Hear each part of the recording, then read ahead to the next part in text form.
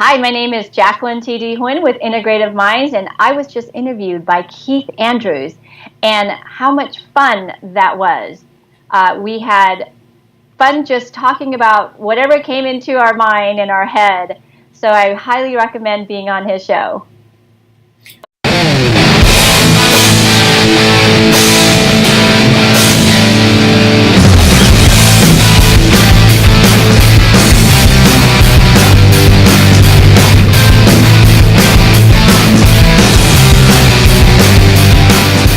Gentlemen, welcome to 548. I am your host, Keith Andrew, and you're watching the Keith Andrew Network. I'm here with the talented and beautiful Miss Jacqueline, and I just want to say thank you for being a guest on my talk show.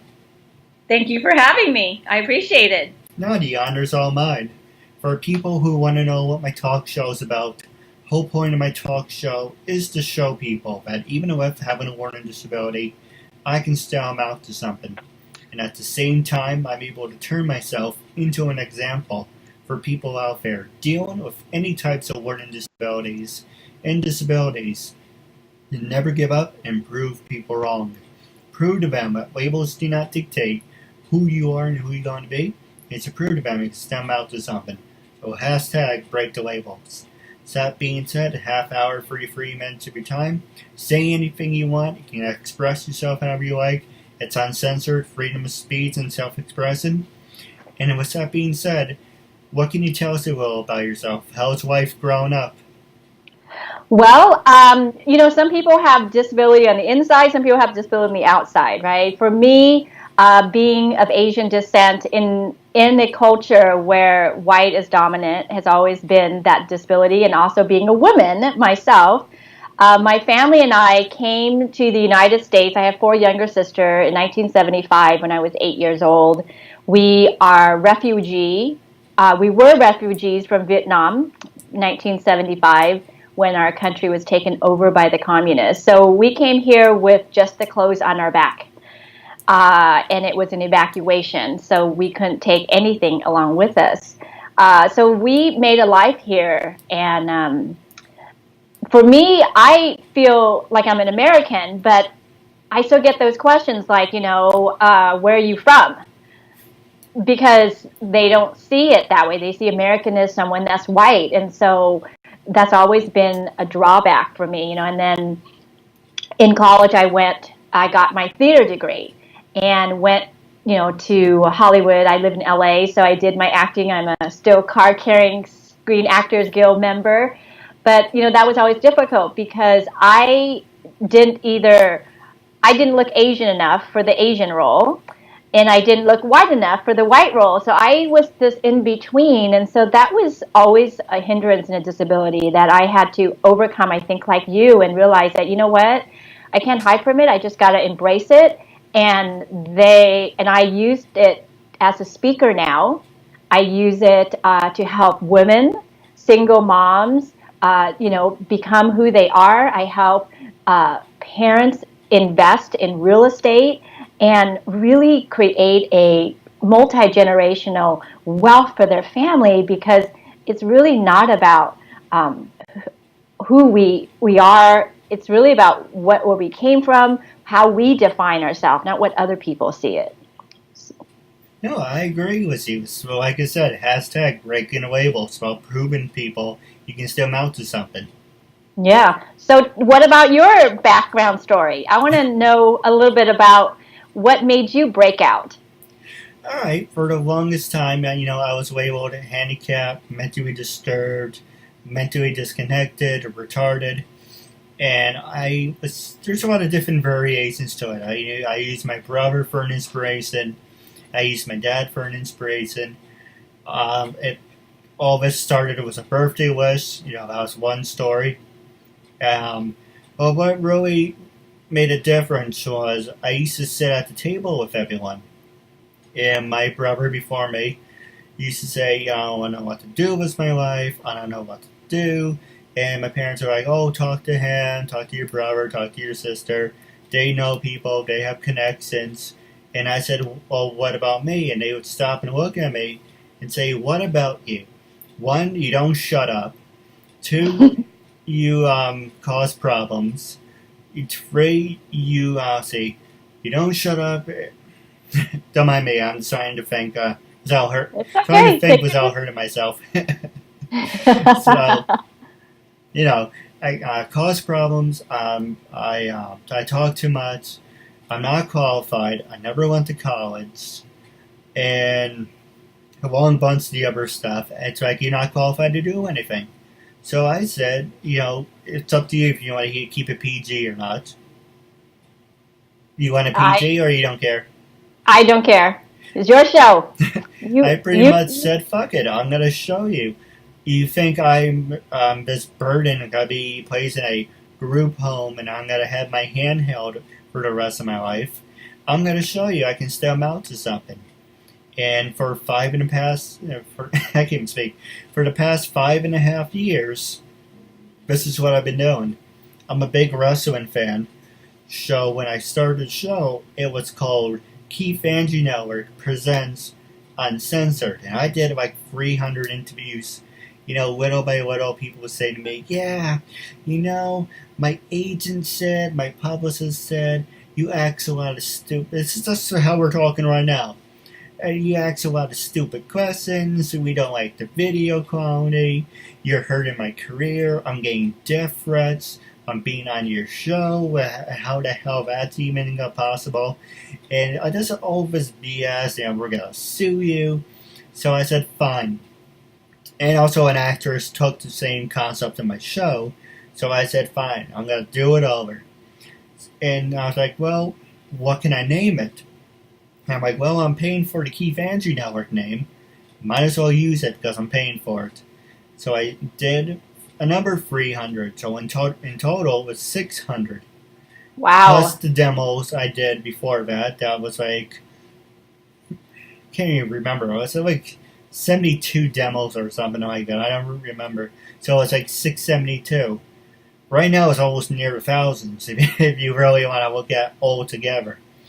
So I did it over, did a number 300, and it's like, okay, let's break the record. Thanks to you, we're up to 548. And I'm showing you since 2013, how, I give you an example. When I first started my talk show, don't ask me why, it seemed like a good idea at the time. I was doing all audio interviews, so I had the camera recording from the phone. Mm-hmm. And I was like, okay, that's not working because I wanted to work as Blog Talk Radio, and I'm like, well, I'm not really an audio person. I like to see it. I'm more visual. So I did it over. That's when I got to 72. Did it over for 300. How you see your reflection on the camera, that's what the camera picked up. And people are like, oh, we don't like the video quality, or they would say, why is the guest in a big box and he's in a tiny box? Why isn't he being shown? Why is he not being taken seriously? Right. So that's why people would say, yeah, we don't like the video quality, blah, blah, blah. So I did it over. This was the camera recording from the computer screen, and it picked it up. Then I'm like, okay, do something different, because, that was season 1. Season 2, I want to do something different.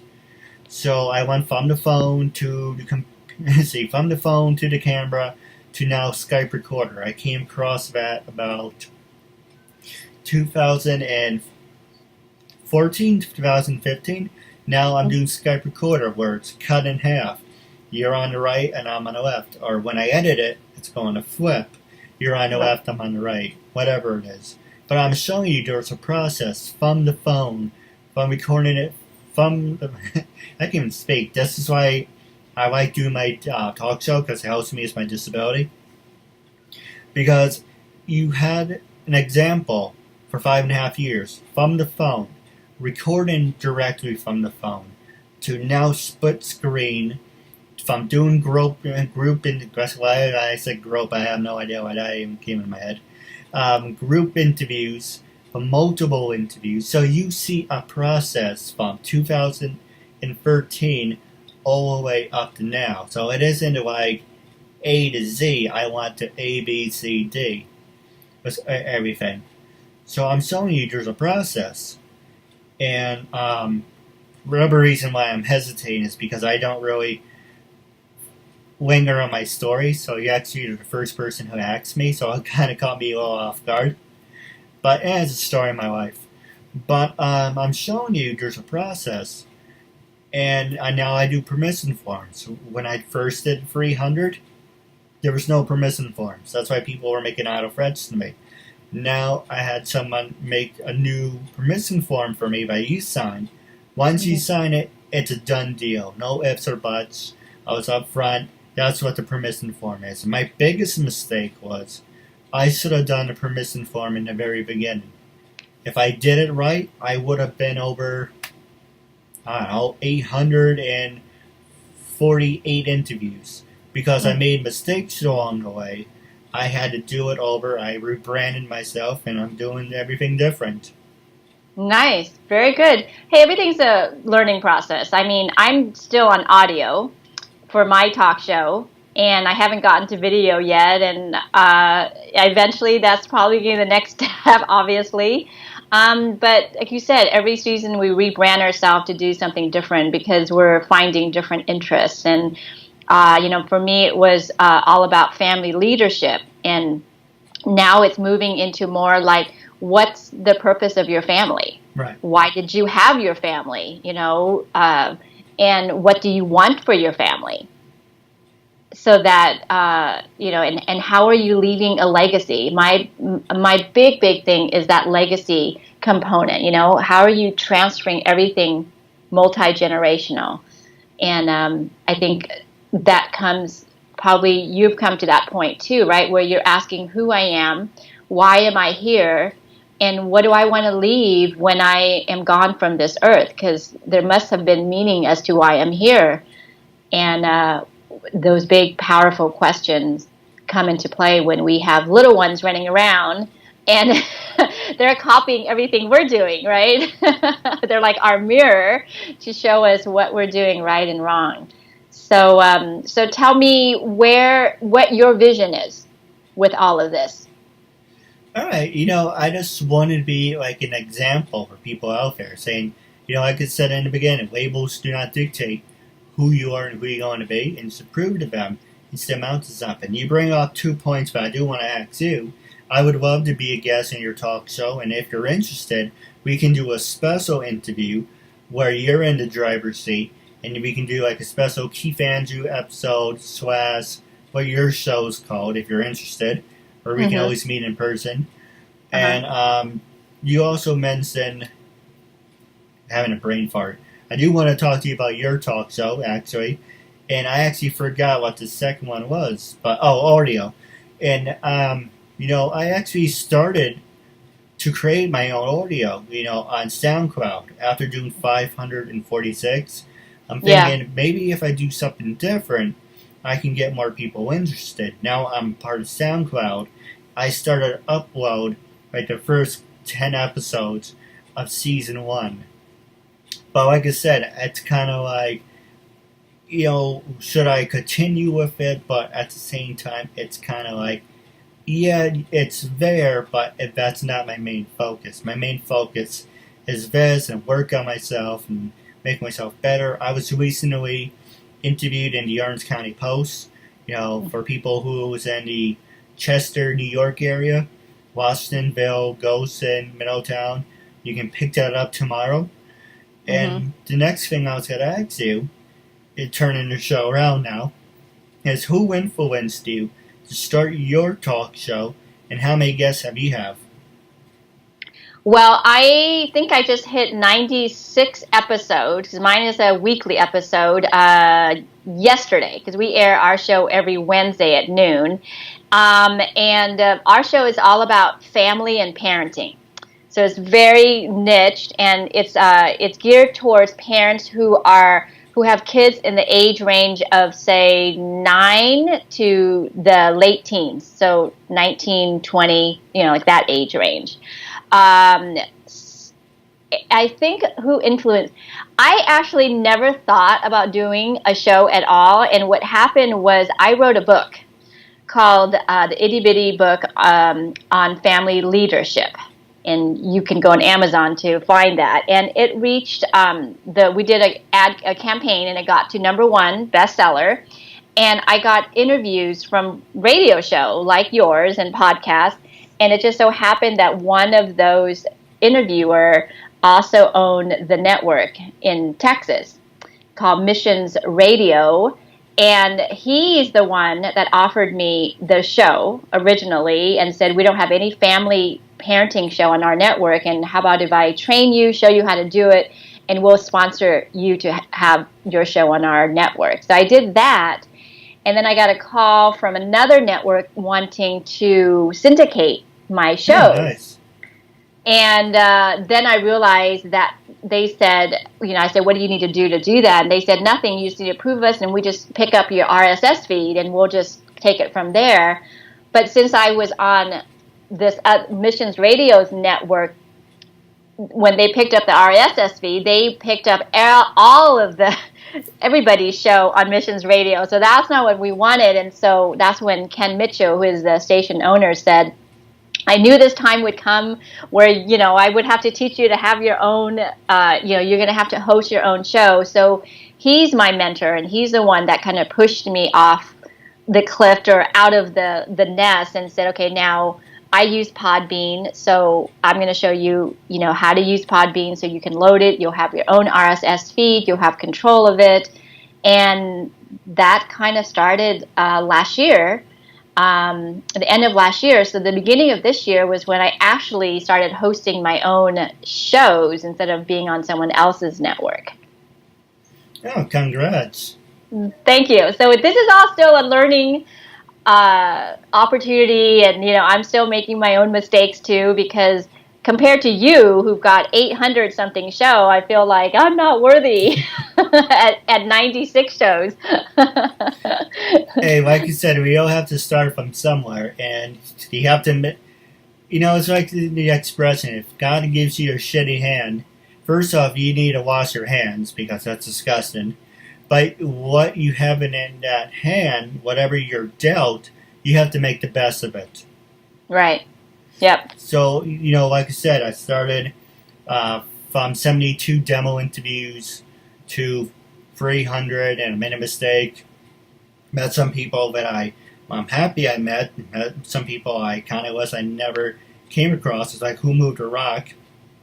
Then I had to do it over, but I did it knowing, okay, I'm going to do it right, and I'm going to do it professionally. So everything's a learning experience, especially for me, because there's absolutely no one that's helping me with this. I'm promoting myself, I'm networking myself, I'm getting myself out there, and I'm doing this with a high school education. I read and learn at a 5th grade level, and I learn at a slower pace, but I'm showing you, look at what I'm able to amount to.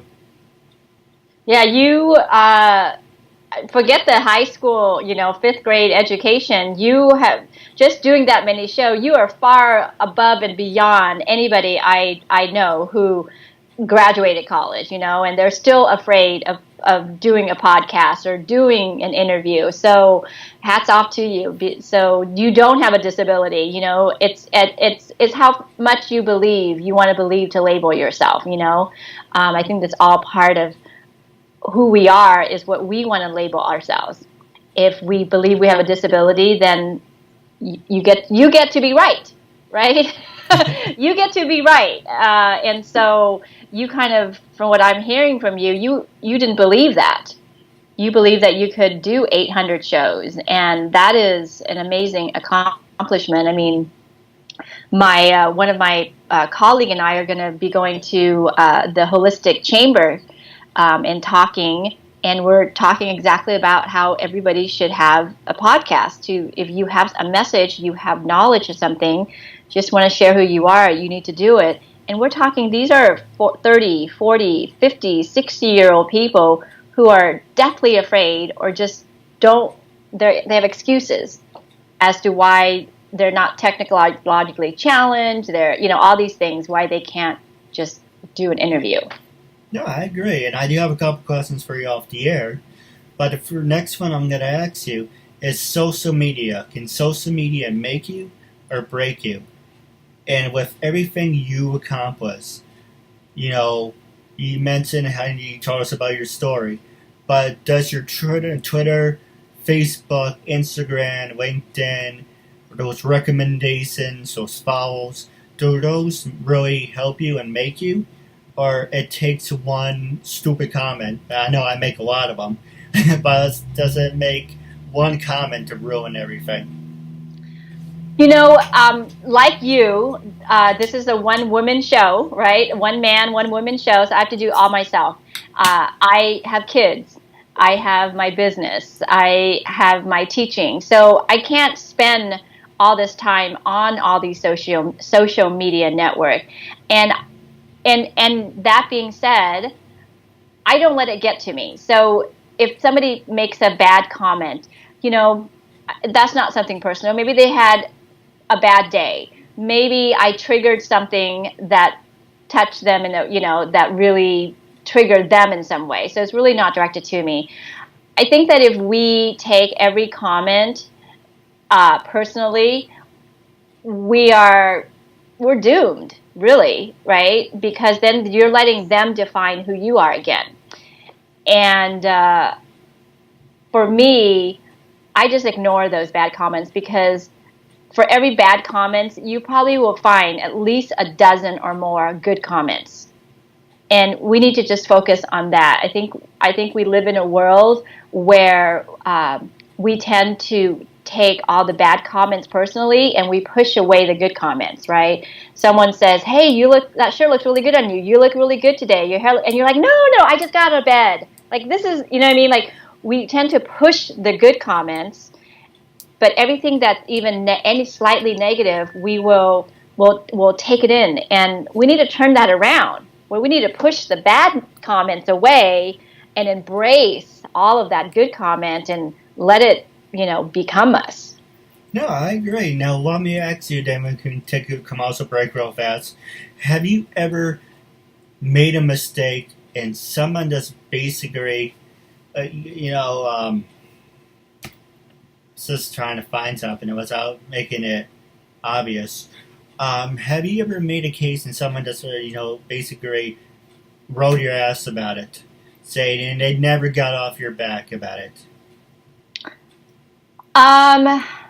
Because My mother is very good. Coming from an Asian family, it was funny because I was speaking to a fellow coach and she was Asian. She is Asian. And we were saying how hard it is to come from a Asian culture, because not only do we have to live up and to be an honor for our family, but we have to be an honor for a whole society of people. And so that is ingrained in our DNA, that if we make a mistake, we are, our whole culture, we're talking about it. So yes, that's happened to me where I just, for example, I went to UC Irvine and went in as a bio major because that's what Asian people are supposed to be, either a doctor, a lawyer, or engineer. And halfway through, I decided that this was not for me. And what I really loved was acting and theater, which is unheard of. That's something you do for fun. You don't do it for a living. And yes, my mother disowned me or didn't talk to me for almost a good year. And so that's her way of saying you did it wrong, and I just kept my course. But I did eventually we made up, and I did make a promise that no matter what, I would always study to have a backup. That's why I have my real estate broker's license in California. I got my paralegal license. I don't practice that anymore, but I always, kept learning and keep growing. And that's one thing I say at the end of my radio show is I say, always, keep on learning and keep on growing, because your brain will, they found that you don't actually lose brain cell. You actually can gain more the more you learn. That's the siren, if you can hear that. No, not a problem. The reason I said that, and I know a lot of people say, "Oh, you said it in a sexual way." I didn't mean it in that type of way. I met this guy who was basically riding my ass because I made one mistake. Oh, the one mistake was We had an interview set up, all right? And I was pretty much, I'll give you an example. It's kind of like this. He said, okay, we're going to meet at 3 o'clock. All right. 3 o'clock hits, no one. And a couple minutes went by, nothing. 6 minutes, 8 minutes went by. He just decides to get off his ass and he's like, oh, I'm here for the interview. I went, okay, well, before you do the interview, I recently changed my permission form, but you have to sign the permission form. Basically, I don't interview people who, like I said earlier, I do not interview people who do not sign a permission form. And he said to me, and I quote, you're 8, you're 8 minutes, my dog's barking, you can hear her. It's okay. It's like he's agreeing with you. Oh, see. And he's like, you're 8 minutes late. I'm like, well, I'm not late. You're 8 minutes late. And now you're asking me to sign this stupid, idiotic permission form. I'm not doing that. Bye. And that's what he said. And then I'm like, okay, whatever. So I blocked him, on LinkedIn and everything. And then I looked at my phone. I got like 6 messages saying, you're unprofessional. We agreed for 3 o'clock, not 3:08. Not 3:10, not 3:20. No, Jesus Christ. I was sitting at the computer at 3 o'clock. You're the one who came across 8 minutes later. And all of a sudden, I'm the bad guy because Mr. Doolittle doesn't know how to tell time. And on top of that, he threw the permission form back in my face. And I said, sorry, I don't interview people without signing a permission form because I'm not going to waste my time doing a great interview and then have you say, you know what, I changed my mind. I don't want to be part of your show. And okay, you have a right to your opinion, but don't be like, nasty about it. And I don't mean to complain to you because this was really eating at me earlier after listening to 6 text messages and phone calls. I'm like, dude, where do you get off giving me an attitude, And that's why. So I'm gonna stop you there. This is what I've learned. Yeah. Okay. So when the reaction, so his reaction is bigger than the incident itself, what that tells me, and that should tell you, is that you triggered something inside of him. So it has nothing to do with you. Have you ever been with someone where, or maybe you were the person, when someone said something like really simple and all of a sudden someone, like the other person, like blows up and you're like, whoa, like I just said, do you want ice cream or something? You know what I mean? And they're like, ah. So that reaction is bigger. So as soon as you see that, because I see that and you see that, right? Like 8 minutes, like people are late all the time for meetings and whatever it is, you just ride with it. It's not like you didn't show up. And even then, I've had clients where that just didn't show up because something happens last minute and you just go with it. Yeah. So just know that has nothing to do with you. And if you get triggered, right? So if he's reacting this way and then you're like, well, hey, dude, you're an asshole, then know now there's something inside of you that you need to look at and say, why does this person annoy me, disturb me, frustrate me so much? When was the last time I felt like this emotion in my body, and who was it with, and what was the incident? So you need to go back to that incident with that other person, and maybe your mom, your dad, your brother, your sister, and heal from that. Reconcile that and see what you need to learn from that incident.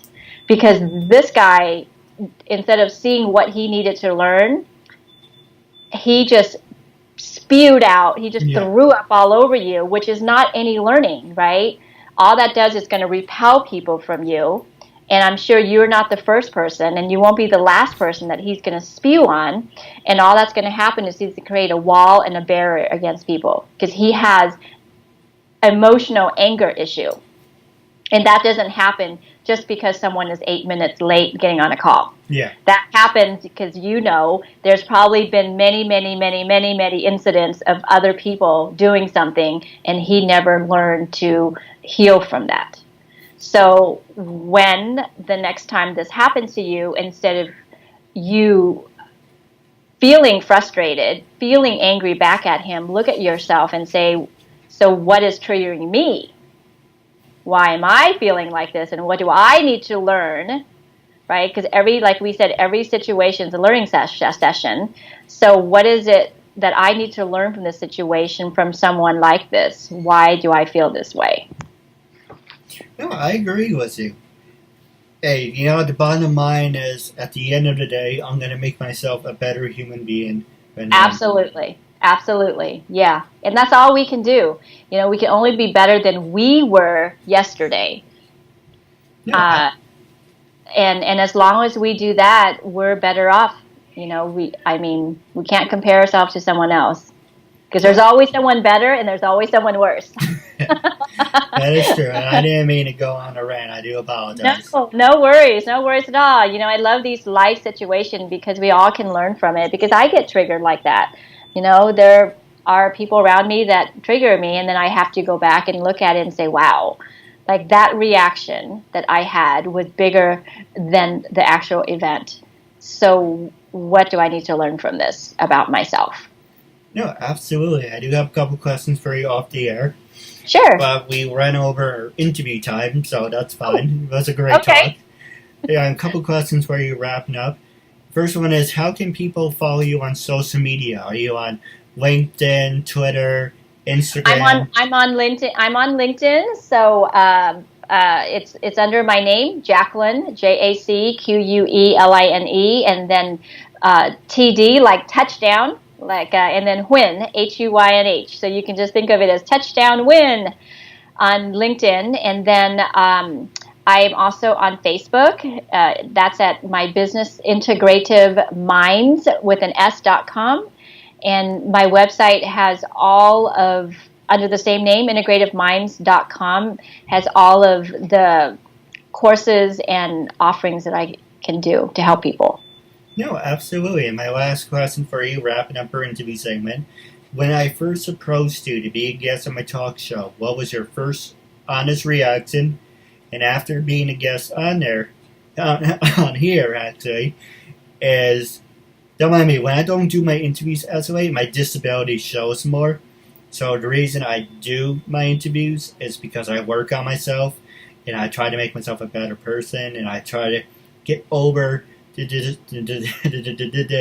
disabilities, and it's therapy for myself. Let's make it like that. So my first reaction was cool. Like, hey, this sounds like something fun that I can get to know someone, better on an interview. When I interview someone, I always, I will usually have a conversation offline first to get to know them. So that way when we're online, it's like another chance to get to know them. So for me, it's always a great thing. It's like, awesome. That's why right away I was like, let's do this. When can we do this? And after this, during and after the interview, same way. I don't look at people at their disability. I look at people as what are their abilities. There is no disability. I think that's a label that society has created to say, you're retarded, you're dumb, you're all this, right? You have a disability. We don't have a disability. They even autism. I have a friend who has a brother that had autism, but he could memorize the phone book in like seconds.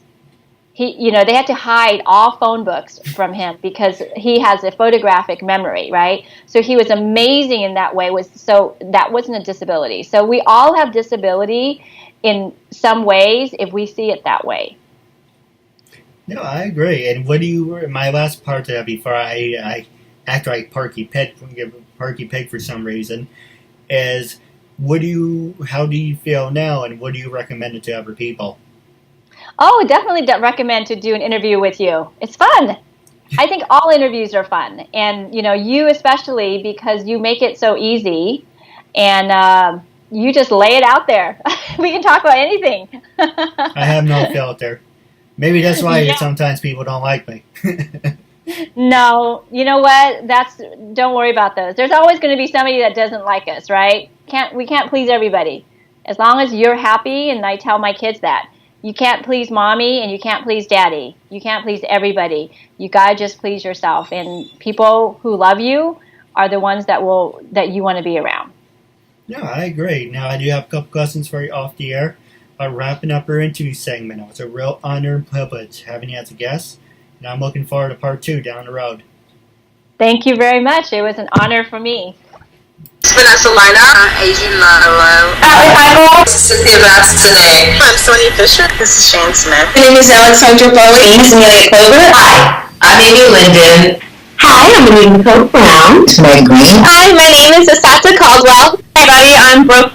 Hi, I'm Brynford. Hi, I'm Casey Dunn. Hi, it's Cassandra Kavinsky. Hi, I'm Christina Frieza. I'm Cindy Hogan. I'm Courtney Sinella. Hi, I'm Daisy. My name is Deborah Jane East. Hi, my name is Dynel Marcia. Hi, everyone, I'm Victoria London. Hi, I'm Heather Crona. Hi, I'm Heather Callahan Stevens. Hi, I'm J. Nicole Ralph. My name is Jamie Patrell. My name is Turi. My name is Julia Brankovich.